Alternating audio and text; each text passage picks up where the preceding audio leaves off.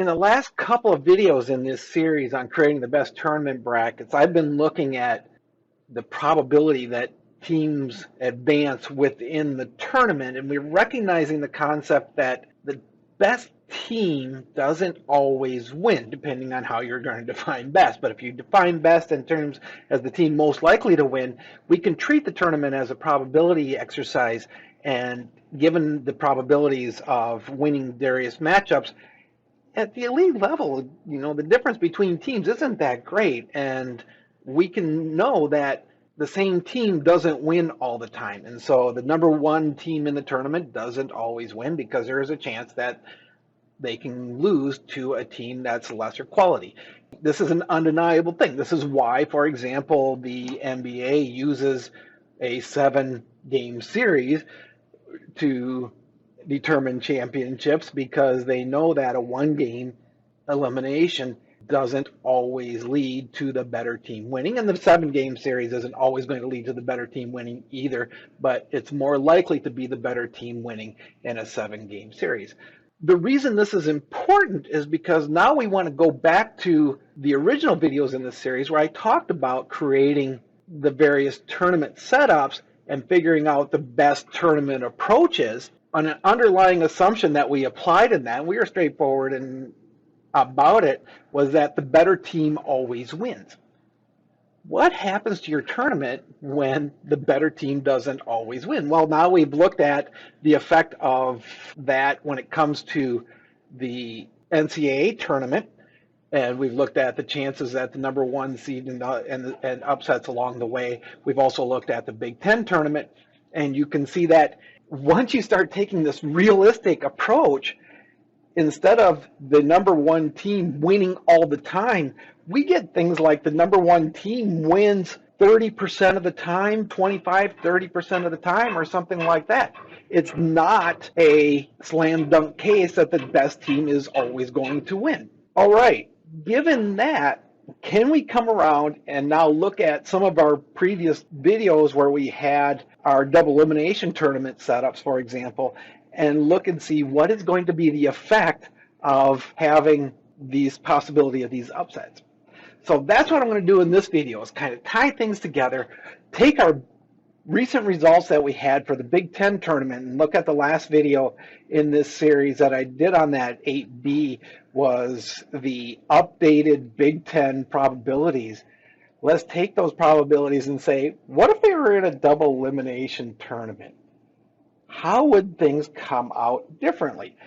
There's a lot to be said in this way, because you could look at the advancement onto various rounds and everything like that, that we had considered when we looked at the outcomes of the Big Ten single elimination tournament. The main focus on this video is going to be on winning the championship and the effect there. We're going to look at the outcome in terms of finishing in the top 4, but the main effect we're going to look at is what is going to be the impact on winning the overall tournament.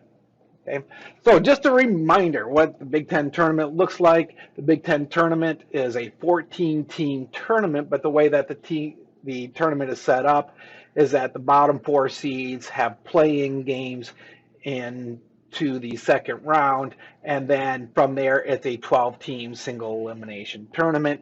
This is all discussed in the last videos that we don't have to worry too much about right now. The main thing we were looking at when we looked at those tournaments was to look at the probability that a team advances through the tournament and goes on and even to win the championship. And so, for example, what we had showed is that the number one seeds had about a 39% chance of winning the tournament. That means in 20 years we would expect 7 to 8 championships from the number one seeds. In fact, they've won 10, and our argument was that was because they were overrepresented for a few years back in the late 2000s. And we could look at the expected number of wins based on the probabilities over through the 20 years that we have examined in this work. A couple things to note about this. First of all, remember that the probabilities in this that we have here were determined by looking at head-to-head outcomes between seeds within the tournament. So I looked at, for example, the number 1 versus the number 8 seed or the number 9 seed or the number 5 seeds. And if we had enough data, I could use that and I could model the head-to-head matchups and gave that a probability. And with that, I used that probability to predict the probability of winning the championships. And that's how we got the data that we have here. The other thing worth noting is that the bottom half of the conference, what I did was the probability of any one of them winning a championship is really small. You're not going to have it in 100 years or maybe 50 years. It could happen. But if you sum up the probability that one of the bottom half team wins, you can get a probability of a non-top 7 team winning the tournament, and that gives me an expectation value as well. So that's the other thing that I set up when I did this analysis. And so this is a reminder, if you want to see any more about that, go back and watch the previous couple of videos to see what I did for that study. So then I asked the question, what if it were a double elimination tournament? This brings up a little bit of an issue because we have to ask the question, how would you set it up? Now, the easiest way to set this up is just going to do taking a traditional approach. There are 14 teams in the Big Ten, so we could use a 16-team bracket. If you had a 16-team bracket, what you would do is give the number 1 and the number 2 teams byes into the quarterfinals, and everybody else would play out. And that would be set up this way. This is seeded number 1 through number 14. Normally has as it was done. If that's the case, what we can just do is use the best approach for a 16-team double elimination tournament. Go back and watch the video. We've talked about what constitutes the best way to advance teams in a 16-team double elimination tournament. Did that in a previous video. And what we talked about at the time was using a crossover approach, and a homostatic approach is what it was. And so, for example, in the quarterfinals, A, B, C, and D, the losers cross over into the losers brackets A, B, C, D. So D, C, B, A going down as our nomenclature would have it. But then when you get to the semifinals, that's a homostatic approach where E goes straight back within the same bracket, stays on the top half of the bracket, F stays in the bottom half of the bracket. So this would be the setup that you could use. And so I've done that. And I've set up a tournament where I have all our seeds set up in here exactly as I've shown it here, set up a double elimination tournament to allow teams to advance through the process exactly as I've shown it here. And in the end, come out with a champion. A little bit of a difference between this approach and the previous modeling of a 16-team tournament. When we modeled the 16-team tournament, remember that the assumption was that the better team always wins. And if that's the case, this would be a really boring type of a tournament. And in fact, you won't even need this second round in the winner's bracket, where the winner of the loser bracket has to come back and match up with the champion. Now that we have a probability model where upsets can occur, the winner of this one does have to come over and play the winner of the championship bracket. And in fact, if they were to win that game, then you would actually have to have another game, if necessary, to complete the double elimination tournament. So in my setup, I allowed for that. The probability of winning a game at any one of these points is now not determined by the lower seed. It's determined by the probability of, for example, the 4 beating the number 13 seed, based on the probability of winning a head-to-head game that I showed in the last video. In principle, once this is all set up, I could use an analytical approach given all these probabilities and figure out the analytical probability of a team winning and all the different outcomes and everything like that. But you know, that's getting a little bit harder for me. So in this work, what I've done is I'm just using a simulation approach. Basically what I've done is, for this tournament setup, I've run 100,000 simulations somewhere in there in order to get a representative distribution. It's not quite as analytical and precise as you could get if you calculated it directly, but it was a heck of a lot easier than trying to figure out the probabilities of all these different consolation brackets and everything like that. So that's what I've done in this double elimination tournament. And so given that, let's see what the outcomes were. All right, so using that simulation approach, here's my final placement probability using this traditional double elimination tournament. What I'm showing here is the probability of a team finishing first, second, third, or fourth given their seeds. And what you can see is that, not surprisingly, the team most likely to win is the number 1 seed, and that seed has a 43% chance of winning. Just to put this into numbers that are a little easier for us to grasp here, that means that over 20 years that we would expect 8.7 wins for the number 1 seed versus over that time. Compare that to the single elimination tournament where we expected 7.7, so an extra win from the number 1 seed. So going to this double elimination approach means that the number 1 seed is more likely to win. The other thing you can see here is that the number 2 seed is also more likely to win. It goes up a little bit from 4.3 to 4.6 approach. This is really interesting, but it's not surprising because remember that one of the advantages of a double elimination tournament is that it brings those number 1 and number 2 teams right up to the top. And in fact, if you have the better team always winning, the number 1 and number 2 teams always finish first and second. And so that number 2 team creeps up along with that number 1 team in terms of winning. The other thing you see here is actually the number 5 team pops up a little bit.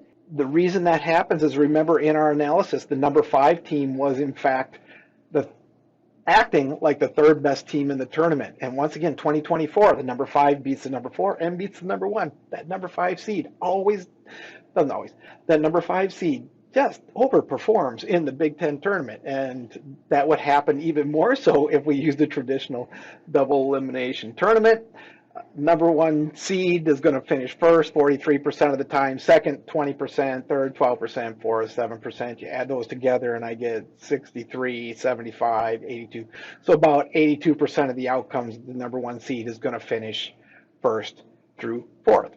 Right? And you can look at the probability of team winning at any one of these points. Notice that the number 5 seed, in fact, does have the 3rd best chance of finishing first, even better than the number 3 seed, but they've just been acting better than the number 3 seed over the years. The lowest seed that actually has any real probability here is the number 10 seed. Remember, the number 10 seed has also been overperforming in the Big Ten tournament. What if we took a different approach and instead of using just a traditional double elimination, 14-team double elimination tournament with 2 byes, what if we set up the tournament the way the Big Ten sets it up now with the double bye approach? And the interesting thing about that is that effectively what that adds our initial round in here, and that would be in the round of 32 if we were looking at it from a double elimination standpoint. And so we have previously in videos looked at the best way to set up a 32-team double elimination tournament. Not sure, I didn't actually refer to that when I set this one up, just because there are some caveats along the way. Because there's only these initial 2 games that are playing games, I don't think we need to look at a full 32-team bracket and just start moving things around, because there's 28 byes in this round and there's, I don't know how many byes there are in this round. I guess there's not any byes in this round, so but 28 byes that would have to go on. I'm not sure how that works because the back brackets would be lots and lots of byes. So what I did was just try to choose an approach that was more or less modeled on the same type of approach that we used for the 16-team tournament for the traditional approach, where I had crossover into the consolation brackets and then homeostatic type of approach for the semifinals. But the question is what to do with these initial teams. And ultimately what I did is it goes like this. So the 12, 13, 11, 14, so those play-in games, what I did in this tournament is I had those teams go initially straight back. So 12 and 13 went back to here, loser of 12 and the loser of 12 and 13 went back to here. The loser of 11 and 14 went back to here. And if we just assume, for the sake of argument and clarification, that the better team wins, that means that this would be the 13 seed and this would be the 14 seed here. The rest of these are all going to be buys. This is a buy, this is a buy. So that means that by the time you get there, the 13 seed ends up at this position right here, and the 14 seed would end up at this position here. Now, here's where it gets a little bit interesting, because we have to figure out what's going to happen. So the 11 seed now faces the 6 seed, and the 6 seed ends up winning. So that means that the 11 seed moves back into the losers bracket. This over here are 2 buys, and so that really doesn't work because we're in the quarterfinals, and so we have A through H in the quarterfinals. The way I'm going to do this is that the loser of the 6-11 game comes back into here, and the loser of the 7-10 game goes up to here. And whether there's a rhyme or reason to it, there kind of is once you look at the results. And correspondingly, the same thing we're going to do is that the loser of the 8-9 game comes down to here, and actually into this spot right here is where that goes. And the loser of the 5-12 game is going to go into here. There's a buy on to the next spot.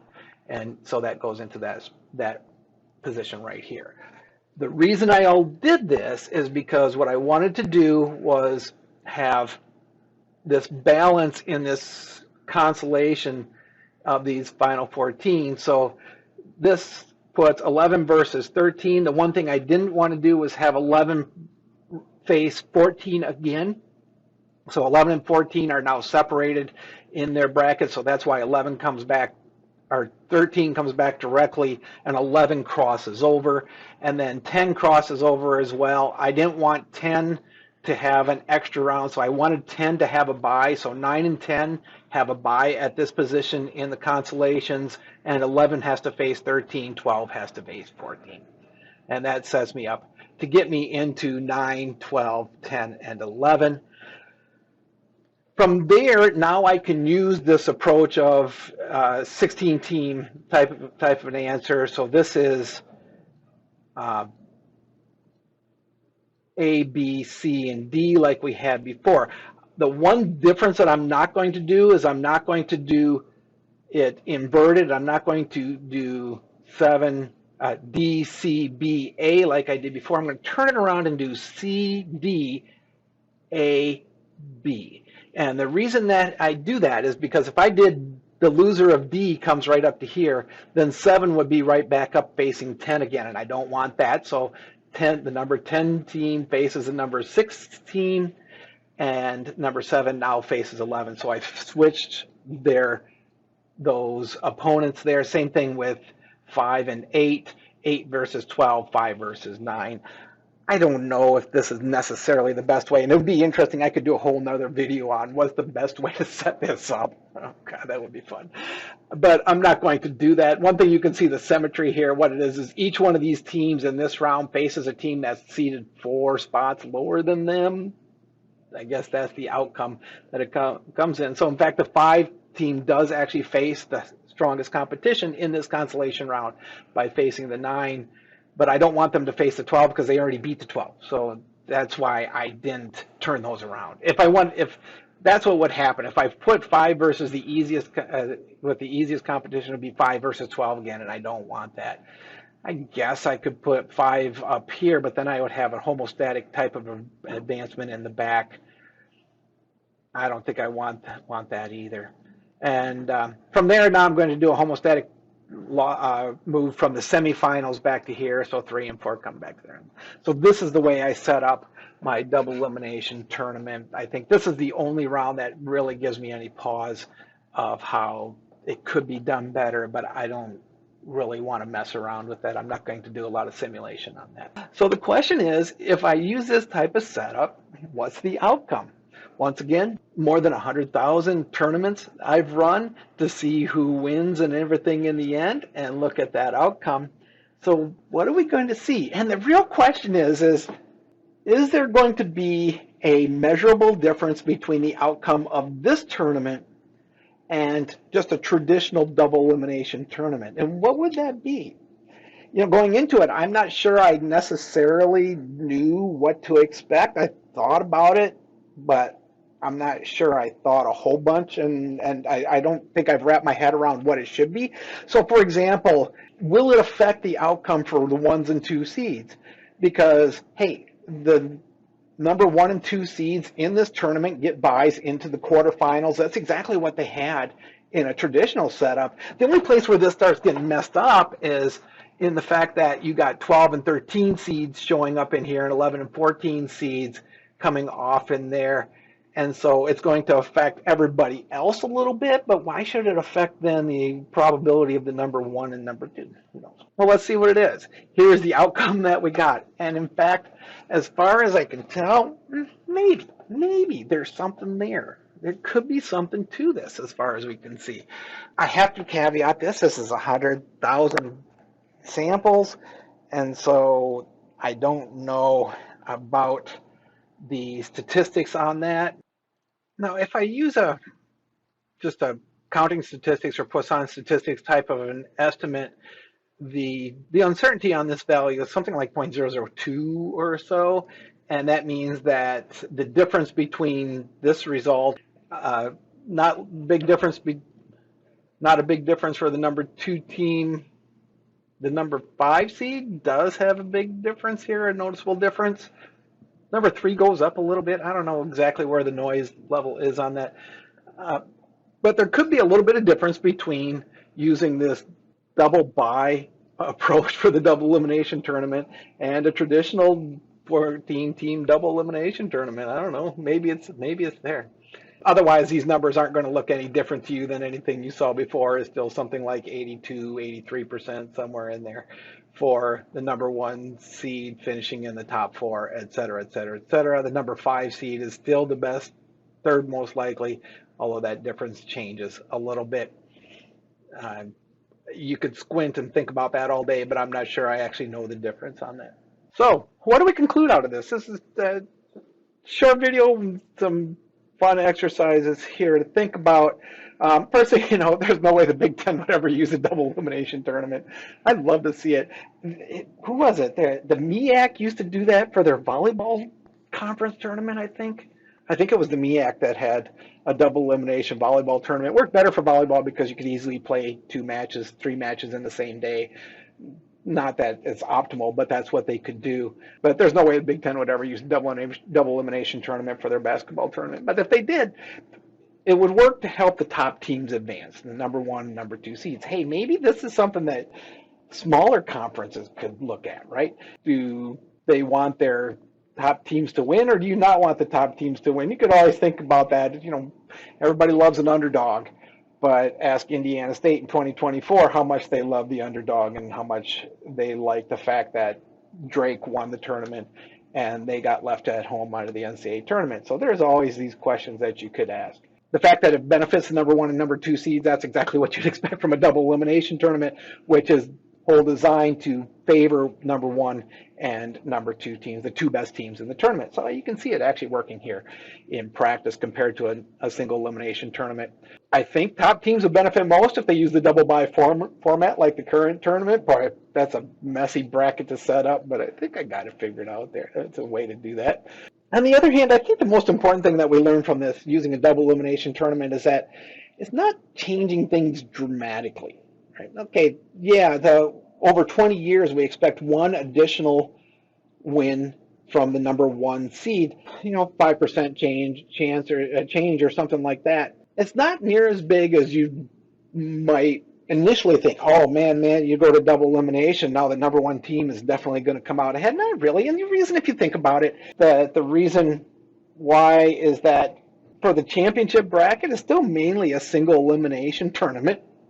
until you get to the end. The earlier the number one seed goes out, the more work they have to do to come back and things like that. And even when a team has a two-thirds probability of beating the other team, if you got to play 3 games, there's a probability, 50-50 probability that you're going to lose that one of those games. And so it's more not a surprise that the number one team isn't given a huge advantage. It's given a real advantage, that's for sure. There's a real difference here, and it's certainly an advantage to the number one team, but it's not going to all of a sudden mean that you're not going to have any more upsets, right? And we can look at the probabilities that we had here. That the probability that the number 5 seed wins is still 10%. So 1 out of 10 years, you get number 5 seed winning, number 3 seed winning once every 10 years or so. And so that's not going to end the upsets. It's just going to bring that quality team to the top more often than it would with a single elimination tournament. I'm always a fan of double elimination tournaments, as you could tell over this series. I'm actually a fan of triple elimination tournaments is my favorite one, but that's a lot more games that have to be played. In principle, I could take this double elimination and say, hey, let's look at the NCAA tournament, but sorry, I'm not going to do that. The NCAA tournament, 64-team double elimination tournament, 68-team double, 64 would be bad enough, 68-team double elimination tournament. No, I'm not going to go there and do that. But this just kind of gives you an idea of what happens in terms of your tournament setups, how to set up the tournaments the best way you can. And I think really look at our traditional setup that we had, our traditional double elimination tournament. This is something that's very realistic. It's a 14-team double elimination tournament with realistic probabilities of advancing. That what it means is if you have a double elimination tournament, you're talking at a 43%, 45% chance that the best team wins.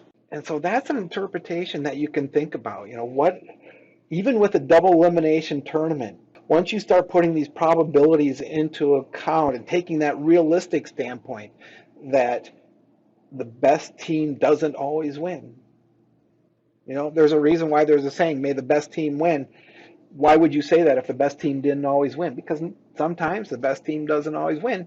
How often does that happen? That's a really good question.